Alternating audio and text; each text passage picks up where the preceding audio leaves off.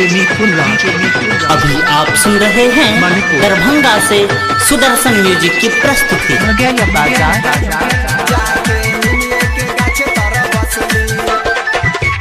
चढ़ते नवरात्र देखा हो भगतन मैया रानी जी सजली।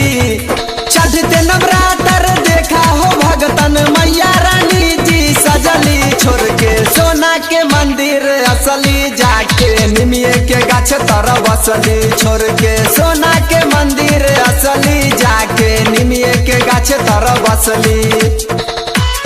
जाके निमिये के गाछ तर बसली। डीजे मिथुन राज। भोर हम देखली ऐते मंदिर रहे खुला। निमिये के डाल मैया लगैले रहे झूला।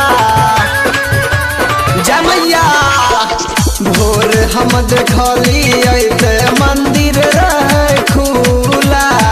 निमिये के डाल मैया लगैले रहे झूला।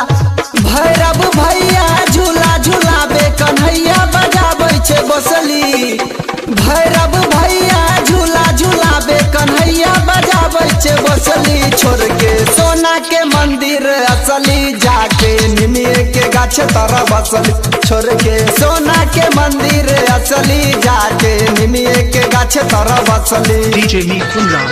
अभी आप सुन रहे हैं दरभंगा से सुदर्शन म्यूजिक की प्रस्तुति।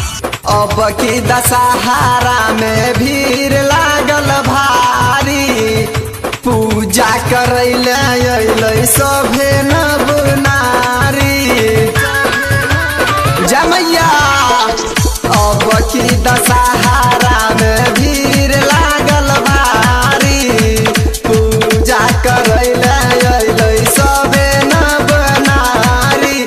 डीजे वाला डीजे बजाबे सबे भगत लोग नचनी। डीजे वाला डीजे बजाबे सबे भगत लोग नचनी। छोड़ के सोना के मंदिर असली जाके निमिये के गाछ तर बसली। छोड़ के सोना के मंदिर असली जाके निमिये के गाछ तर बसली। जाके निमिये के गाछ तर बसली। डीजे मिथुन राज। मैया जी के शोभै छै शेर के सवारी। माथे पर मुकुट शोभे हाथ में कटारी।